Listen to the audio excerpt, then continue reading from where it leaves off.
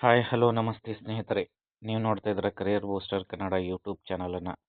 ಸ್ನೇಹಿತರೆ, ಯಾರೆಲ್ಲ P U ಉಪನ್ಯಾಸಕರಾಗಬೇಕು ಅಂತ ಹೇಳಿ ತಾವೆಲ್ಲರೂ ಕೂಡ ಕಾಯ್ತಾ ಇದ್ರಿ, ಅವರಿಗೆಲ್ಲ ಒಂದು ಗ್ರೀನ್ ಸಿಗ್ನಲ್ ಅಂತಲೇ ಹೇಳ್ಬೋದು.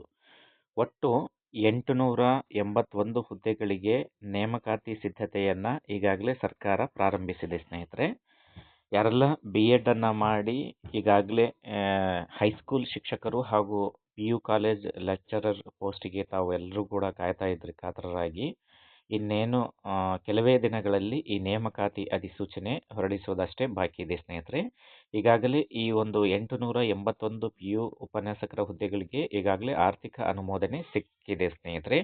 ಹಾಗಾಗಿ ಈಗ ಯಾವುದೇ ಅಡೆತಡೆ ಇಲ್ಲದೆ ಇನ್ನೇನು ನೇಮಕಾತಿ ಅಧಿಸೂಚನೆ ಅಷ್ಟೇ ಹೊರಡಿಸಬೇಕಾಗಿದೆ ಸ್ನೇಹಿತರೆ, ಯಾರೆಲ್ಲ ಮೊದಲನೇ ಬಾರಿಗೆ ನಮ್ಮ ಚಾನಲ್ಗೆ ತಾವೆಲ್ಲರೂ ಕೂಡ ಭೇಟಿ ಕೊಟ್ಟಿದ್ದೀರಾ, ದಯಮಾಡಿ ಸಬ್ಸ್ಕ್ರೈಬ್ ಆಗೋದನ್ನು ಮರಿಬೇಡಿ. ಹಾಗೆಯೇ ಈ ವಿಡಿಯೋ ತಮಗೆ ಇಷ್ಟ ಆಗಿದ್ದರೆ ಲೈಕ್ ಮಾಡಿ, ಶೇರ್ ಮಾಡಿ, ಕಮೆಂಟ್ ಮಾಡೋದನ್ನು ಸಹ ಮರಿಬೇಡಿ. ಬನ್ನಿ ತಡ ಮಾಡದೆ ಏನಿದೆ ಇದು ಪಿ ಯು ಉಪನ್ಯಾಸಕರ ಹುದ್ದೆಗೆ ಸಂಬಂಧಪಟ್ಟಂತಹ ವಿವರ ಅಂಥೇಳಿ ನಾವು ನೋಡೋಣ. ಸ್ನೇಹಿತರೆ, ತಾವೆಲ್ಲರೂ ಕೂಡ ಇಲ್ಲಿ ನೋಡ್ತಾ ಇದ್ದೀರಾ, ಪಿ ಯು ಉಪನ್ಯಾಸಕರು ಹೈಸ್ಕೂಲ್ಗೆ ಪಾಠ ಮಾಡುವುದು ಇನ್ನೂ ಕಡ್ಡಾಯ ಅಂಥೇಳಿ ಒಂದು ಶೀರ್ಷಿಕೆಯಡಿ ಪತ್ರಿಕೆಯಲ್ಲಿ ಒಂದು ಸುದ್ದಿ ಪ್ರಕಟವಾಗಿದೆ ಸ್ನೇಹಿತರೆ. ಇದಕ್ಕಾಗಿ 881 ಉಪನ್ಯಾಸಕರ ನೇಮಕಾತಿಗೆ ಈಗಾಗಲೇ ಇಲಾಖೆ ಸಿದ್ಧತೆಯನ್ನು ಮಾಡಿಕೊಂಡಿದೆ ಅಂತ ಹೇಳಿ ಇಲ್ಲಿ ಇನ್ಫಾರ್ಮೇಷನ್ನ ಕೊಡಲಾಗಿದೆ. ಹೌದು ಸ್ನೇಹಿತರೆ, ಇನ್ನು ಮೇಲೆ ಯಾರೆಲ್ಲ ಬಿ ಎಡ್ ಮಾಡಿ ಪಿ ಯು ಉಪನ್ಯಾಸಕರಾಗಿ ತಾವೆಲ್ಲರೂ ಕೂಡ ಆಯ್ಕೆ ಆಗ್ತೀರಿ, ತಾವೆಲ್ಲರೂ ಕೂಡ ಹೈಸ್ಕೂಲ್ ಟೀಚರ್ಸ್ ಆಗಿ ಕೂಡ ತಾವು ಅಲ್ಲಿ ಕೆಲಸ ಮಾಡುವುದು ಕಡ್ಡಾಯ ಅಂತಕ್ಕಂಥ ಒಂದು ಮಾಹಿತಿಯನ್ನು ಇಲ್ಲಿ ಕೊಡಲಾಗಿದೆ. ಅದೇನು ಅಂತ ಹೇಳಿದ್ರೆ, ಯಾರೆಲ್ಲ ಪಿ ಯು ಉಪನ್ಯಾಸಕರಾಗಿ ಈಗ ಕಾರ್ಯವನ್ನು ನಿರ್ವಹಿಸ್ತಾ ಇದ್ದೀರಾ, ಮುಂದೆ ನಿರ್ವಹಿಸುವಲ್ಲಿ ತಾವು ನೇಮಕಾತಿಯನ್ನು ಆಗಬೇಕು ಅಂತ ಹೇಳಿದ್ದೀರಾ, ಅವರೆಲ್ಲರೂ ಕೂಡ 9 ಮತ್ತು 10ನೇ ತರಗತಿಗಳಿಗೂ ಸಹ ಬೋಧಿಸುವುದನ್ನು ಕಡ್ಡಾಯ ಮಾಡಲು ಶಿಕ್ಷಣ ಇಲಾಖೆ ಈಗಾಗಲೇ ನಿರ್ಧರಿಸಿದೆ ಸ್ನೇಹಿತರೆ. ಏನು ಇದು ವಿಷಯ ಅಂಥೇಳಿ ನಾವು ತಿಳ್ಕೊಳ್ಳೋಣ. ರಾಜ್ಯದಲ್ಲಿ ಶಿಕ್ಷಕರ ಕೊರತೆಯ ಬಗ್ಗೆ ತೀವ್ರ ಚರ್ಚೆಗಳು ನಡೆಯುತ್ತಿರುವ ಬೆನ್ನಲ್ಲೇ ಪದವಿ ಪೂರ್ವ ಕಾಲೇಜುಗಳಿಗೆ ಅಂದರೆ PUC ನೇಮಕವಾಗುವ ಉಪನ್ಯಾಸಕರು ಇನ್ನು ಮುಂದೆ 9 ಮತ್ತು 10ನೇ ತರಗತಿಗಳಿಗೂ ಸಹ ಬೋಧಿಸುವುದನ್ನು ಕಡ್ಡಾಯ ಮಾಡಲು ಈಗಾಗಲೇ ಶಿಕ್ಷಣ ಇಲಾಖೆ ನಿರ್ಧರಿಸಿದೆ. ಹಾಗೆಯೇ ಪ್ರಸ್ತುತ ಪ್ರೌಢಶಿಕ್ಷಣ ಮತ್ತು ಪದವಿ ಪೂರ್ವ ಶಿಕ್ಷಣಕ್ಕೆ ಪ್ರತ್ಯೇಕ ವೃಂದ ಮತ್ತು ನೇಮಕಾತಿ ನಿಯಮಗಳಿದ್ದು, ಅಂದರೆ ಈಗಾಗಲೇ ಹೈಸ್ಕೂಲ್ ಟೀಚರ್ಸ್ ಮತ್ತು PU ಲೆಕ್ಚರ್ಸ್ಗೆ ಸಂಬಂಧಪಟ್ಟಂತೆ ನಾವು ನೋಡೋದಾದರೆ ಸಪ್ರೇಟ್ C&Rs ಇದೆ. ಅಂದರೆ ಪ್ರೌಢ ಶಿಕ್ಷಣಕ್ಕೆ ಸಪ್ರೇಟ್ C&R ಮತ್ತು ಪದವಿ ಪೂರ್ವ ಶಿಕ್ಷಣಕ್ಕೆ ಪ್ರತ್ಯೇಕ C&R ಇದೆ. ಶಾಲಾ ಶಿಕ್ಷಣ ಇಲಾಖೆಯು ಆಯಾ ಜಿಲ್ಲೆಯ ಉಪನಿರ್ದೇಶಕರು ಪ್ರೌಢಶಾಲಾ ಶಿಕ್ಷಕರ ನೇಮಕಾತಿ ಪ್ರಾಧಿಕಾರವಾಗಿದ್ದಾರೆ. ಅಂದರೆ ಹೈಸ್ಕೂಲ್ ಶಿಕ್ಷಕರಿಗೆ ಸಂಬಂಧಪಟ್ಟಂತಹ ನೇಮಕಾತಿ ಪ್ರಾಧಿಕಾರ ಆಯಾ ಜಿಲ್ಲೆಯ DDP ಆಗಿರ್ತಾನೆ. ಹಾಗೆಯೇ ಪದವಿ ಪೂರ್ವ ಶಿಕ್ಷಣ ನಿರ್ದೇಶನಾಲಯವು ಪದವಿ ಪೂರ್ವ ಶಿಕ್ಷಕರ ನೇಮಕಾತಿ ಪ್ರಾಧಿಕಾರವಾಗಿರುತ್ತದೆ. ಅಂದರೆ ಪದವಿ ಪೂರ್ವ ಅಂದರೆ PU ಕಾಲೇಜ್ ಲೆಕ್ಚರ್ಗೆ ನೇಮಕಾತಿ ಮಾಡ್ತಕ್ಕಂತಹ ಒಂದು ಪ್ರಾಧಿಕಾರ ಪದವಿ ಪೂರ್ವ ಶಿಕ್ಷಣ ನಿರ್ದೇಶನಾಲಯ ಆಗಿರುತ್ತೆ.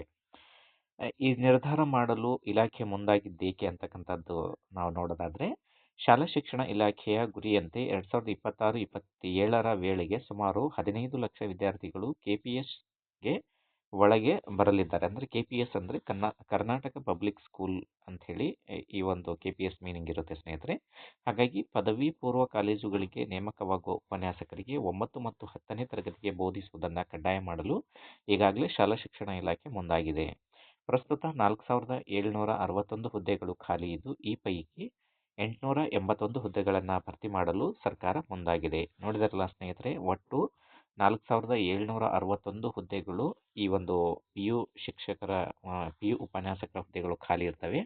ಆದರೆ ಈಗಾಗಲೇ 881 ಹುದ್ದೆಗಳಿಗೆ ಆರ್ಥಿಕ ಇಲಾಖೆಯ ಅನುಮೋದನೆಯನ್ನು ಪಡೆಯಲಾಗಿದೆ ಅಂತಕ್ಕಂತಹ ಒಂದು ಮಾಹಿತಿಯನ್ನು ಇಲ್ಲಿ ನೀಡಲಾಗಿದೆ ಸ್ನೇಹಿತರೆ.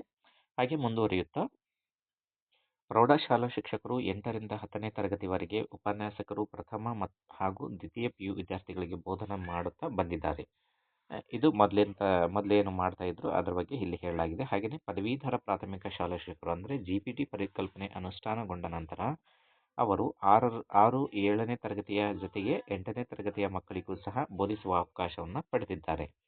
ಹಾಗೆಯೇ ಪ್ರೌಢಶಾಲೆಗಳನ್ನು ಒಳಗೊಂಡ ಪದವಿ ಪೂರ್ವ ಕಾಲೇಜುಗಳಲ್ಲಿ ಅಂದರೆ ಒಂದು ಕಾಲೇಜಲ್ಲೇ ಒಂದು ಸಂಕೀರ್ಣ ಇರುತ್ತೆ. ಯಾವ ಥರ ಅಂತ ಹೇಳಿದರೆ, PU ಮತ್ತು ಹೈಸ್ಕೂಲನ್ನು ಕಂಬೈನ್ಡ್ ಆಗಿ ಒಂದು ಇನ್ಸ್ಟಿಟ್ಯೂಷನ್ಸ್ ಎಲ್ಲ ಇರ್ತವೆ ಗೌರ್ಮೆಂಟ್ವು. ಅದರಲ್ಲಿ ಪ್ರೌಢಶಾಲೆಗಳನ್ನು ಒಳಗೊಂಡ ಪದವಿ ಪೂರ್ವ ಕಾಲೇಜುಗಳಲ್ಲಿ ಆಡಳಿತಾತ್ಮಕವಾಗಿ ಅಲ್ಲಿನ ಪ್ರಾಂಶುಪಾಲರೇ ಮುಖ್ಯಸ್ಥರಾಗಿರ್ತಾರೆ.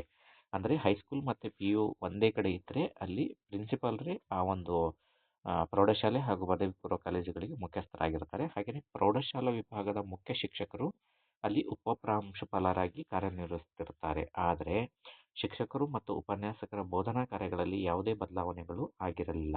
ಹಾಗಾಗಿ ರಾಜ್ಯದಲ್ಲಿನ CBSE ಮತ್ತು ICSE ಸೇರಿದಂತೆ ಕೇಂದ್ರ ಪಠ್ಯಕ್ರಮ ಬೋಧಿಸುವ ಶಾಲೆಗಳಲ್ಲಿ ಪ್ರೌಢಶಾಲೆಯ ವ್ಯಾಪ್ತಿ 12ನೇ ತರಗತಿಯವರೆಗೆ ಇದೆ. ಹಾಗಾಗಿ ರಾಜ್ಯ ಪಠ್ಯಕ್ರಮದ ವ್ಯವಸ್ಥೆಯಲ್ಲಿ ಪದವಿ ಪೂರ್ವ ಶಿಕ್ಷಣ ಪ್ರತ್ಯೇಕ ಅಸ್ತಿತ್ವವಿದೆ. ಹಾಗಾಗಿ ವಸತಿ ಶಾಲೆಗಳು ಕರ್ನಾಟಕ ಪಬ್ಲಿಕ್ ಸ್ಕೂಲ್ ಅಸ್ತಿತ್ವಕ್ಕೆ ಬಂದ ನಂತರ CBSE ICSE ಮಾದರಿಯಲ್ಲಿ ಒಂದೇ ಕ್ಯಾಂಪಸ್ನಲ್ಲಿ ಪ್ರೌಢಶಿಕ್ಷಣ ಮತ್ತು ಪದವಿ ಪೂರ್ವ ಶಿಕ್ಷಣ ನೆಲೆಗೊಳ್ಳುತ್ತಿವೆ. ಹಾಗಾಗಿ KPSಗಳು ಪೂರ್ವ ಪ್ರಾಥಮಿಕ ಹಂತದಿಂದ 11 ಮತ್ತು 12ನೇ ತರಗತಿಯವರೆಗೆ ವ್ಯಾಪ್ತಿ ವಿಸ್ತರಿಸಿಕೊಂಡಿವೆ. ಹಾಗಾಗಿ ಪದವಿ ಪೂರ್ವ ಉಪನ್ಯಾಸಕರಿಗೆ 9 ಮತ್ತು 10ನೇ ತರಗತಿಗಳ ಬೋಧನೆಗೆ ಕಳುಹಿಸಲು ವೃಂದ ಮತ್ತು ನೇಮಕಾತಿ ನಿಯಮಗಳಿಗೆ ತಿದ್ದುಪಡಿ ತರುವ ಪ್ರಸ್ತಾವ ಈಗಾಗಲೇ ಶೈಕ್ಷಣಿಕ ಶಿಸ್ತು, ಶೈಕ್ಷಣಿಕ ಶ್ರೇಣಿಗಳ ವೈಜ್ಞಾನಿಕ ಗಡಿ, ಆಡಳಿತಾತ್ಮಕ ಹಕ್ಕುಗಳು ಹಾಗೂ ಇಲಾಖೆಯ ಸ್ವಾಯತ್ತತೆಗೆ ಧಕ್ಕೆ ತರುತ್ತವೆ ಎಂದು ಪದವಿ ಪೂರ್ವ ಕಾಲೇಜುಗಳ ಉಪನ್ಯಾಸಕರ ಸಂಘ ಅಭಿಪ್ರಾಯಿಸಿರುವುದರಿಂದ 2022ರಲ್ಲೇ ಸಿದ್ಧಪಡಿಸಿದ್ದ ಸೂತ್ರದಂತೆ C&R ನಿಯಮಕ್ಕೆ ತಿದ್ದುಪಡಿ ಕೋರಿ ಸಿಬ್ಬಂದಿ ಮತ್ತು ಆಡಳಿತ ಸುಧಾರಣಾ ಇಲಾಖೆಗೆ ಈಗಾಗಲೇ ಪ್ರಸ್ತಾವನೆಯನ್ನು ಸಲ್ಲಿಸಲಾಗಿದೆ. ಹೊಸ ನಿಯಮದ ನಂತರವೇ 881 ಉಪನ್ಯಾಸಕರ ಹುದ್ದೆಗಳಿಗೆ ಅಧಿಸೂಚನೆ ಹೊರಡಿಸಲು ಪದವಿ ಪೂರ್ವ ಶಿಕ್ಷಣ ಇಲಾಖೆ ಸಿದ್ಧತೆಯನ್ನು ನಡೆಸಿದೆ. ನೋಡಿದ್ರಲ್ಲ ಸ್ನೇಹಿತರೆ, ಈಗಾಗಲೇ 881 PU ಕಾಲೇಜ್ ಲೆಕ್ಚರ್ಗೆ ಒಂದು ಆರ್ಥಿಕ ಅನುಮೋದನೆ ಸಿಕ್ಕಿದ್ದು, ಈಗೇನಿದ್ರು ಈ ಒಂದು 881 ಹುದ್ದೆಗಳಿಗೆ ಅಧಿಸೂಚನೆ ಹೊರಡಿಸೋದಷ್ಟೇ ಬಾಕಿ ಇರ್ತದೆ. ಅದು ಕೂಡ ಯಾವ ಥರ ಅಂತ ಹೇಳಿದ್ರೆ PU ಕಾಲೇಜಿಗೆ ಯಾರೆಲ್ಲ ಅಪಾಯಿಂಟ್ ಆಗ್ತಾರೆ ಅವರೆಲ್ಲರೂ ಕೂಡ 9 ಮತ್ತು 10ನೇ ತರಗತಿಗೆ ಬೋಧಿಸುವುದು ಕಡ್ಡಾಯ ಅಂತ ಹೇಳಿ ಇಲ್ಲಿ ನೀಡಲಾಗಿದೆ ಸ್ನೇಹಿತರೆ. ಇದಾಗಿತ್ತು ಇಂದಿನ ಅಪ್ಡೇಟ್. ಸ್ನೇಹಿತರೆ, ಈ ವಿಡಿಯೋ ತಮಗೆ ಇಷ್ಟ ಆಗಿದ್ರೆ ಲೈಕ್ ಮಾಡಿ, ಶೇರ್ ಮಾಡಿ, ಕಮೆಂಟ್ ಮಾಡೋದನ್ನು ಮರಿಬೇಡಿ. ಹಾಗೆಯೇ ಈ ಒಂದು ವಿಡಿಯೋವನ್ನು ತಮ್ಮ ಎಲ್ಲ ಸ್ನೇಹಿತರಿಗೂ ಶೇರ್ ಮಾಡೋದನ್ನು ಸಹ ಮರಿಬೇಡಿ. ಧನ್ಯವಾದಗಳು ಸ್ನೇಹಿತರೆ.